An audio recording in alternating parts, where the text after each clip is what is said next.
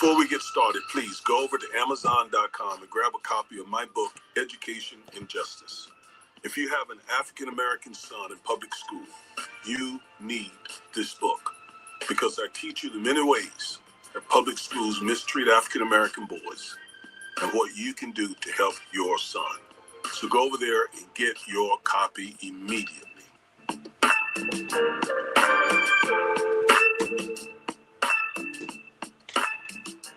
Now, when I saw that Trump had commuted the sentence of Larry Hoover, I thought that that was a good thing. I celebrated. I don't know a whole lot about Larry Hoover. I did some research about him a couple of years ago. That was the first time I ever heard of him. And, you know, the man has been in prison now, about 60 years, and many of those years, several decades of those years have been in solitary confinement. And listen, you all, I am a criminal defense lawyer. I represent people who've been accused of very bad crimes. I've been doing that going on 2 decades. And if any of my clients who were imprisoned received a pardon, obviously I'd be celebrating. So I celebrate also with his attorneys and with his family and with him. All right, so that is a good thing. And all the other folks who also got pardons. There's a young rapper, I don't know anything about him. And then there were people who had committed white collar crimes who he pardoned also. I celebrate with every one of those people to come out of that place, again, in Mr. Hoover's situation in solitary confinement, I think for about 3 decades. And then also, when you think about the criminal justice system and black men, we know black men don't get a fair shake in the criminal justice system. So I don't know the details. I don't know the specifics of what he was convicted on and so forth, but I know the system and how it treats us. And I know systemic racism and why a lot of black men end up in the system in the first place. So I celebrate, again, with Mr. Hoover and with his family, with his attorneys. And it's also reported that he has done some work to try to redirect the youth away from gangs. That is awesome. I heard one brother actually say that some of the things that Mr. Hoover has said about not joining gangs helped turn his life around. So it is awesome. I celebrate it. And again, for all the reasons that I just gave you. Now, that said, this is a strategy. This is a political strategy on Trump and MAGA's part. This is designed to cause African-American men particularly to say, now look, that Trump, he's something else. He's for us. He is for black people. He is for us. He's one of us. That's what this is designed to do. It's designed to distract people away from his policies. It is designed to cause people, black men in particular, to continue to vote for him at a certain rate. Now, we know most African-American men are not going to vote for Trump. And he realizes that. So all he wants is enough to either vote for him or not vote for his opponent. Now, this should be the last time that he runs. But of course, they have toyed with the ideal of him running again. And so if not him, they would try and get African-American men to just continue to vote for MAGA. Despite the fact that MAGA is extremely anti-black. We have seen it. The last 5 months should have shown every black person how anti-black racist MAGA is as an organization. I mean, he has released executive order after executive order after executive order to harm the African-American community specifically. And therefore, we can't get caught up in who he pardons. And we can celebrate about the pardon. We can be happy for that person and that person's family. But that should not change our opinion about the policies that Trump is implementing, again, that target us as African American people. And I mean target our schools, target our history, target our community. I mean, he just released an executive order that will militarize and unleash cops in our very communities.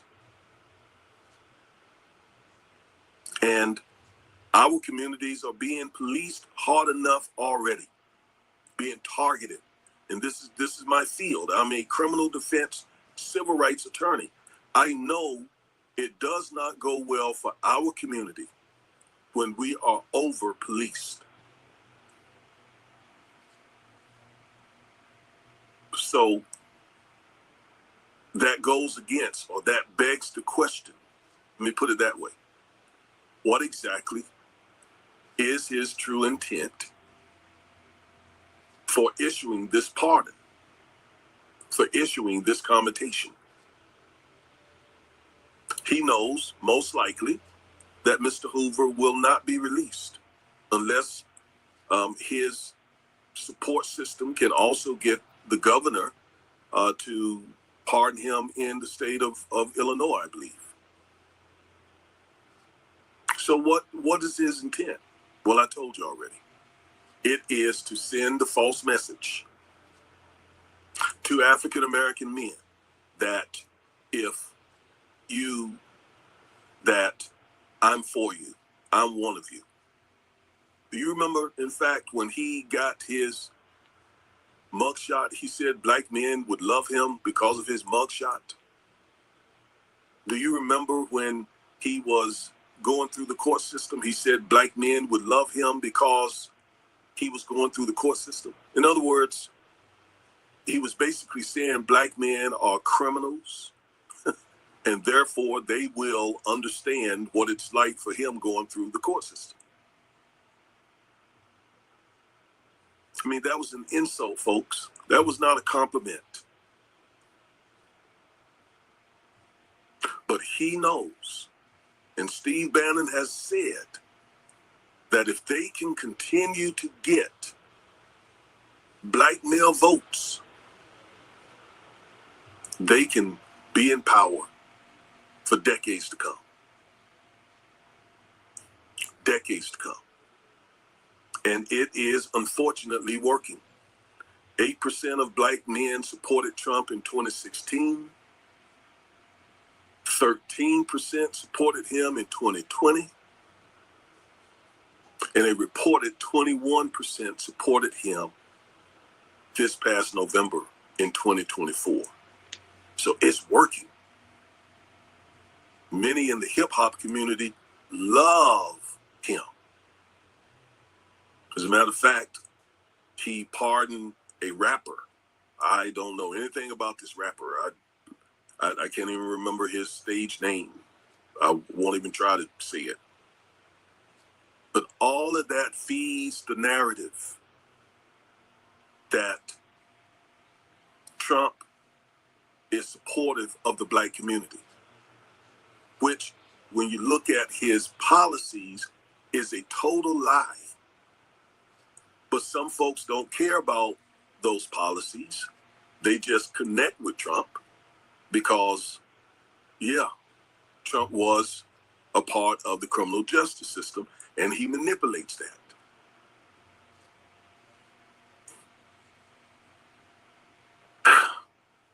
So when I saw that he pardoned these two guys, I said, oh my God, he is working that strategy. He is working that strategy to the bone so that they can continue to stay in power and continue to implement anti-black racist policies. You know, think about this. Trump has been in office twice. And he has only had 2 black people in his cabinet. And both of them served as the secretary of the agency that most often black people are assigned to. HUD. Ben Carson at first, and then this new guy, I can't call his name. That's it. Other administrations have had many more. Joe Biden had many, I think about 15 in his cabinet and in his White House office, so he had many. And then if you look at other white administrations, even GOP like Bush, they had blacks in their cabinet, more than one per term. What is that all about? But there's so much proof that Trump is absolutely not a friend of the African American community. And I could go down a litany of racist things that he has said allegedly or done. But if you're older than 25, you should know these things already. But let me just caution you not to get caught up in a pardon or commutation of a person and allow that to distract you from Trump's policies. Policies. That's what we got to look at. Policies. Again, I'm happy on an individual basis for Mr. Hoover and the rapper and the other folks as well. He also pardoned 2 former reality TV stars, the Christie family, I believe. And those folks are happy. Their families are happy. I'm not taking away any of that. Not at all. I'd be elated too if it was, someone I love. But don't let that get you confused and distracted about what and who we're dealing with here. And besides, even if you think the world of Trump, you also got to consider the people who work around him.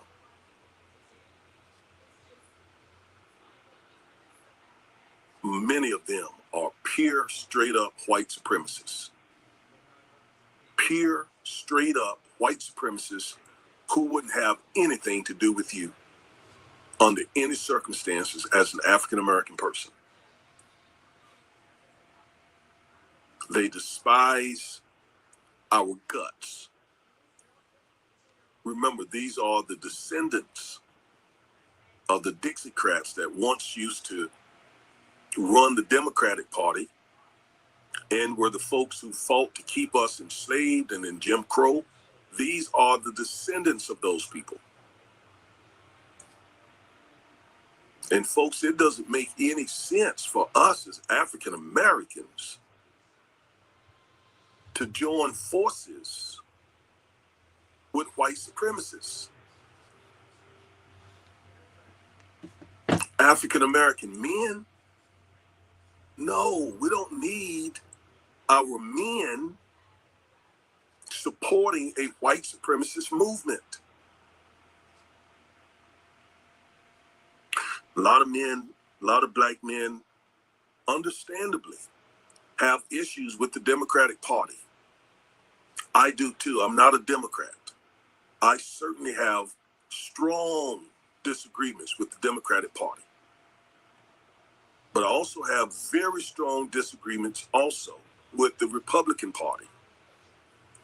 So that's why I'm an independent. And the last Republican administrations that I have seen, both of the Trump administrations, have been extremely anti-black. Is Trump a likable person? Yes. Is he a charming person? Yes, absolutely. He's funny. He's charismatic. I mean, I get that on a personal level when you talk about his personality. Of course he is.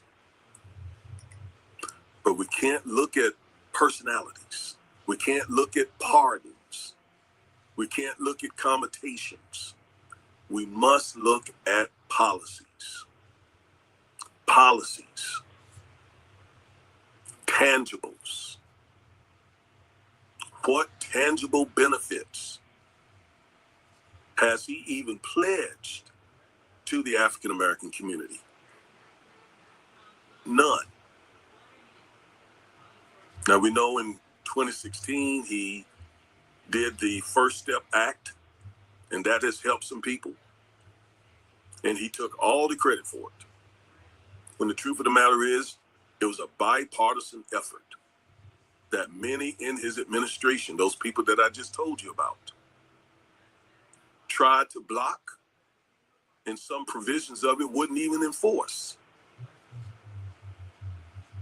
Trump embraced it because he knew it was a politically shrewd move to make, like he did with other initiatives. You know, he took credit for HBCU funding, but what a lot of folks didn't realize is he was behind the scene trying not to give that funding. You've heard me say many times, Representative Alma Adams of North Carolina had to push him through what is called the Future Act or the Futures Act to keep that money, that $250 million in the budget so that HBCUs could get that funding. And by the way, the funding that the Biden-Harris administration gave to HBCUs causes what Trump did for HBCUs to be pale in comparison. Biden and Harris administration, billions of dollars compared to the, 250, 60, 70 million that Trump reportedly put in his budget. And Trump is reportedly cutting education dollars now so that he can use those spending cuts, obviously, to pass the bill that he's trying to get through Congress, is currently with the Senate. So when you put it all together, he really hasn't done a whole lot for HBCUs. First Step Act, as I said, okay, helped some people. But at the same time, it lacked a lot of substance. Not only if you really want to, even now that he's back in office, if he really wants to help the African American community in terms of the criminal justice system, do put forth a bill that truly, genuinely do things on the front side of the criminal justice system. By that I mean to try to keep African Americans from even becoming entangled with the criminal justice system in the first place. All right? Like dealing with the implicit bias that police officers have. Well, we know he's not going to do that because he said in this executive order he released about policing that cops shouldn't even be concerned about equity and diversity and that sort of thing. So folks, don't be hoodwinked, bamboozled, deceived, tricked into believing that because Trump pardoned or commutated the sentences of a few well-known African-American men, and again, bravo for them and their families, that makes them a friend of the African-American community. Don't do that. Don't do that. Don't be that gullible. Come on. Don't be that vulnerable and juvenile and nonsensical and childish You don't you know better than that. You look at a person's body of work, the whole body, not just one instance or two or a couple of instances, um, and not look at the context. The context is what you need to pay very close attention to, and especially policies. Okay, so again, bravo for those that he has pardoned and who has received commutations of this sentencing, including Mr. Hoover, the rapper, the Christie family, and all the rest of them. But don't let that sway you and distract you from the fight that we're in right now as African Americans against the anti-Black racist Project 2025 agenda that we're dealing with right now. All right? I am Reverend Civil Rights Attorney Augustus Corbett. Thank you for watching this video, and as always, stay woke. Before we get... My, that was powerful. Again, that was Reverend... was it Reverend Augustus Corbett, JD Esquire, and a civil rights attorney.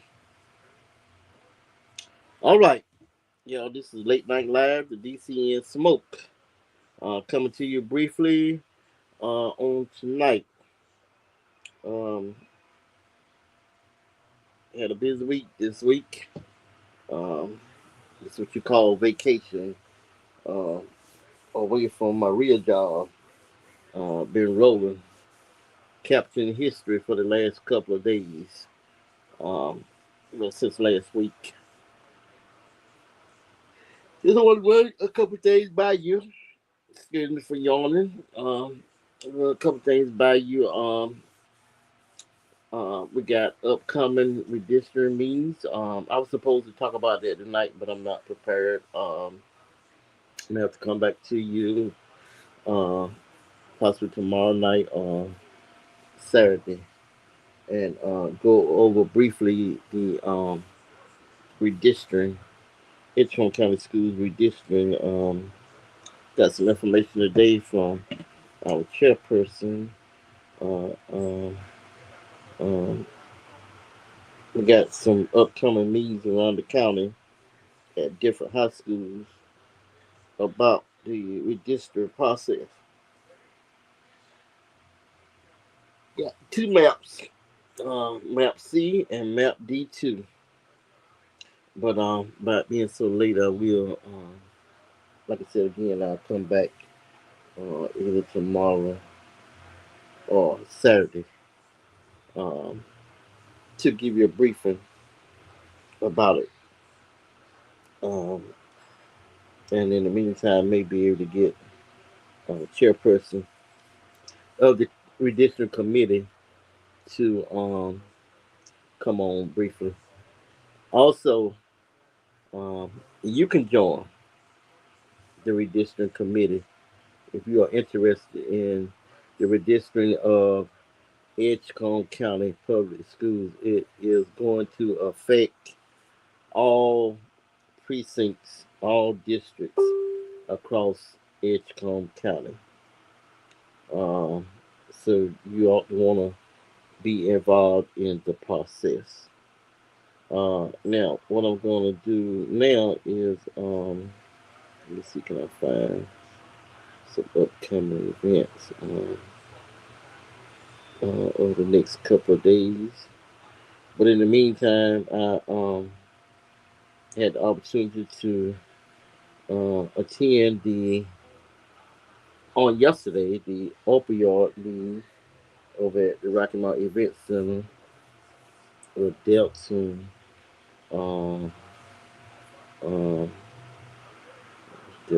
man. Let me get to flyers, then I can better give you information on what I'm trying to talk about. Uh, but you missed it on last night. They had a layout food over at the event center. So all you that didn't attend, you missed out on some powerful information and also some good food. Okay, uh, that was the opioid settlement at the Rocky Mountain Event Center on yesterday, 6 o'clock to 7 o'clock, and excuse me, had Delta. Yeah, the presenter was Delton Barrett. Um, you can go to my web pages, social media pages, and check it out.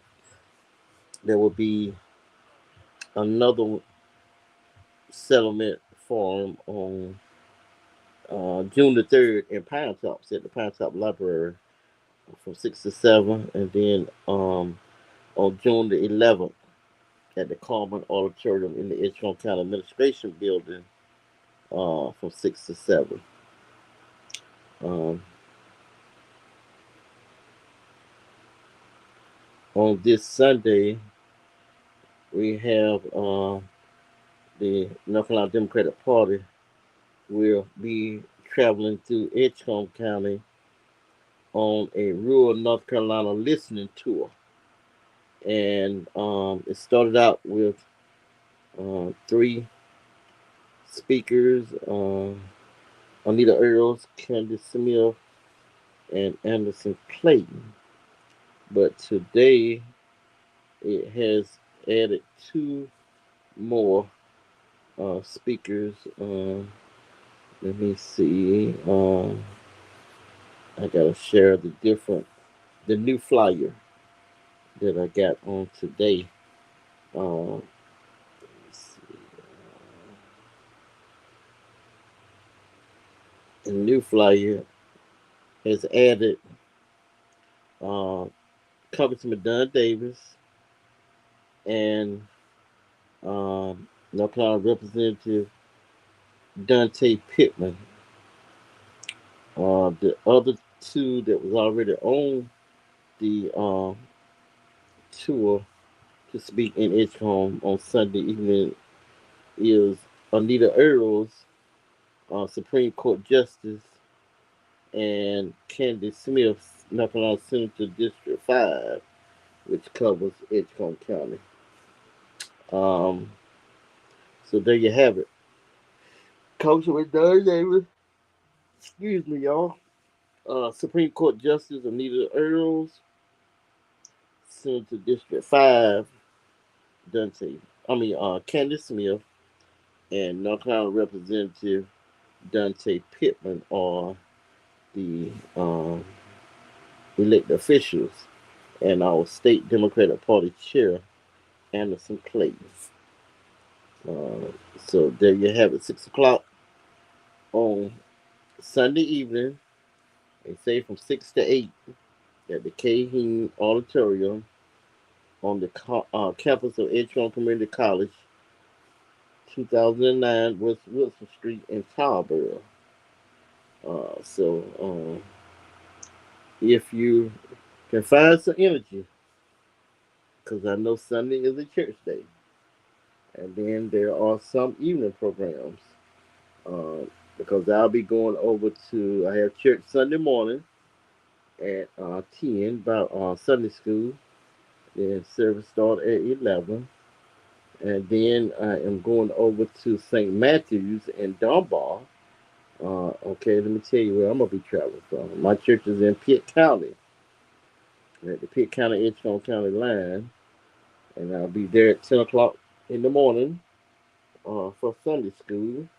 11 o'clock service. We got communion.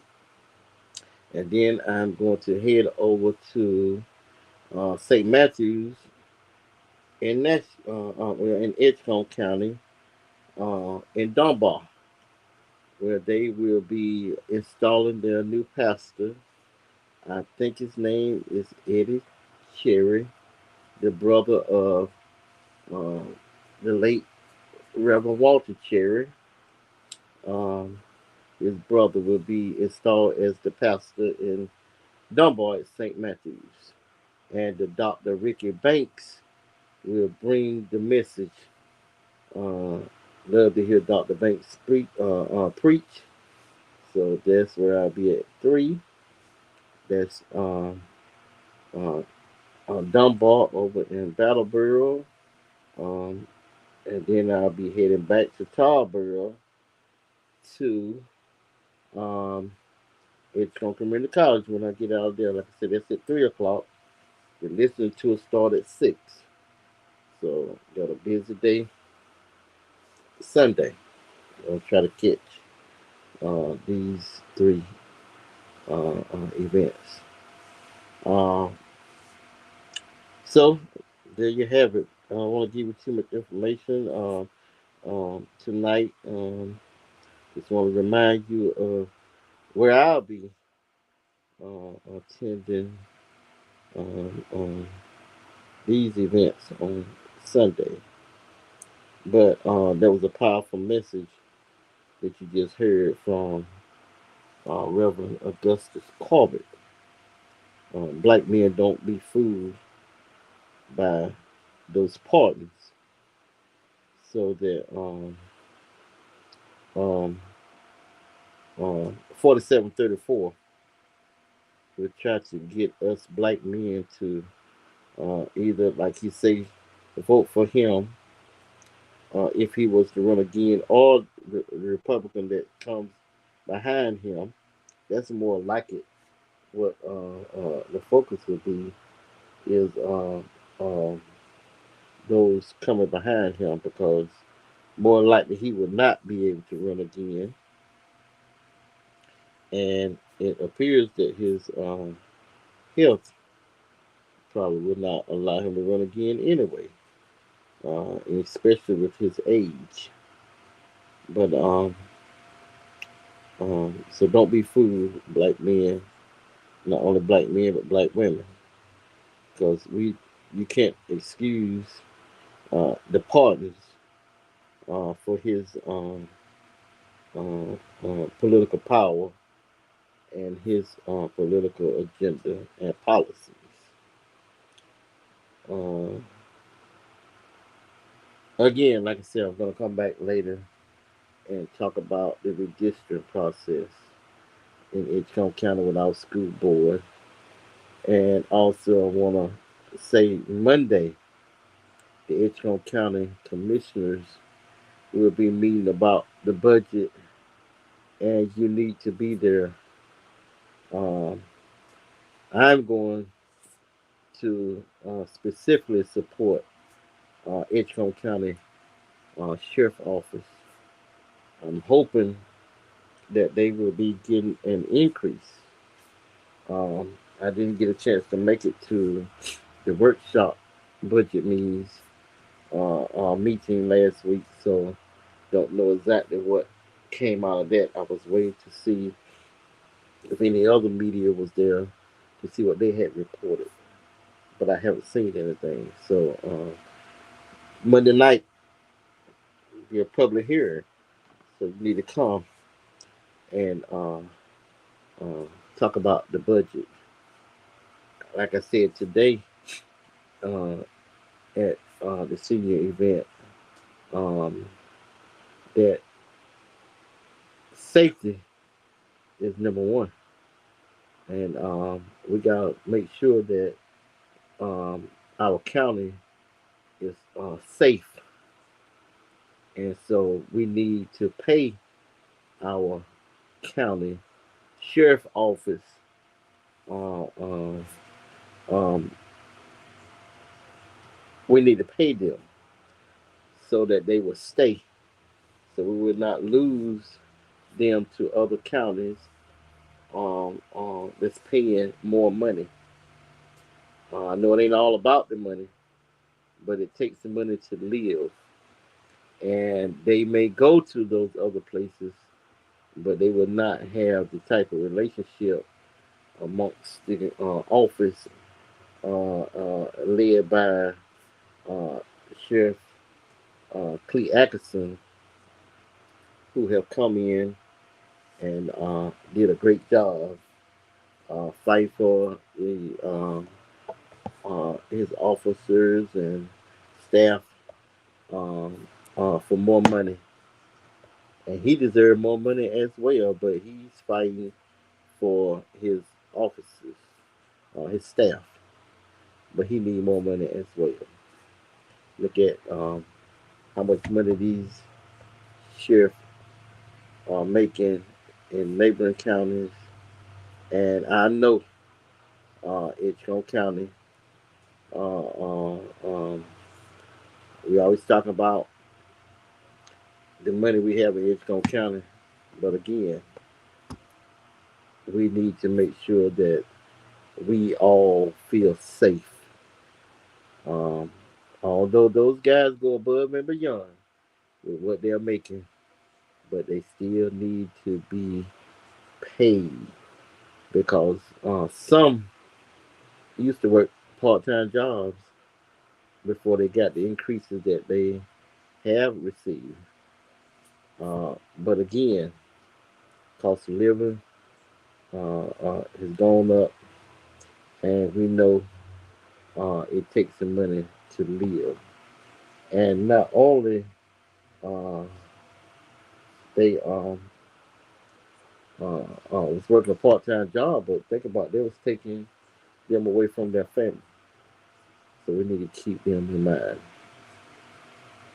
So Monday night, 6 o'clock, Edgecombe County Board of Commissioners meeting. Uh, be a public hearing on the budget. So I hope to see you there. Um, let's see, is there any other announcements that I need to make? Like I said, the opioid meeting is going to be Tuesday night in Pine Tops. But I don't want to put too much information out there right now. I got the announcements on my social media pages. So all you got to do is go there and see them, and I'll put them in this chat in the comments here uh, on this live. So you all you got to do is go to the link and see uh, what's coming up. Um, some events coming up next week and next Saturday. I definitely want to try to get some of those folk to come on next week to talk about uh, the events coming up. We put this in the chat.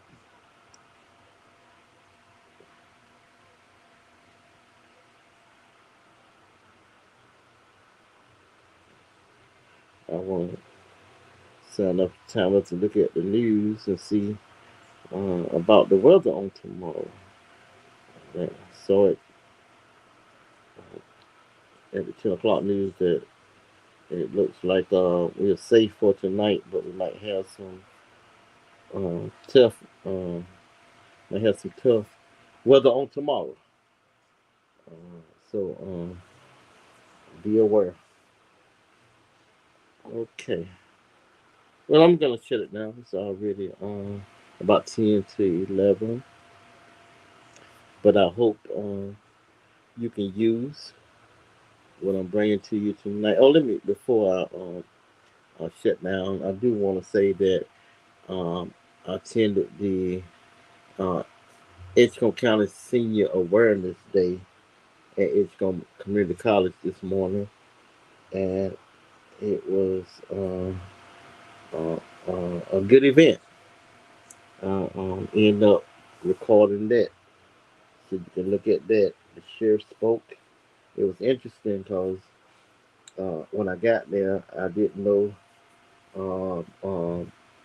what was on the agenda for the day, and came. I went in the office to speak with someone, and when I came out, uh, the sheriff was out there. So I got a chance to record him from my phone speaking, and then After then, I was ready to leave. I looked at a flyer and it had the time of the events. And so I left. And after I got down the road, I looked at the events lineup and I saw what the event timing was. It was already around 12 then. And so I seen where the sheriff was supposed to speak at 1 o'clock, but he had spoken earlier because he had another engagement. Um, and so um, Delton Barrett, that was doing the opioid presentation at Rocky Mount last night, I seen he was going to be on the program. And I don't think uh, one of the um, event spokespersons, I guess you call it the moderator, uh, she gave her testimony, and that was powerful. I was glad to be able to capture that on video, and I'm quite sure she probably was too. Um, don't know if that had been done before. That's why I like the video to capture history. She had a powerful testimony. So if you get a chance, go over to my social media pages and see the event from today. Flip the script, Senior Awareness Day, and that testimony will help a lot of folk. So check it out when you can. Powerful message, very inspiring. You never know what people have been through, but when you learn and see a person talk about it in real time, makes all the difference. Um, all right, well, I'm gonna shut it down, y'all. This has been Late Night Live, the DCN Smoke. Um, Probably be back tomorrow. So y'all have a good night, a good morning,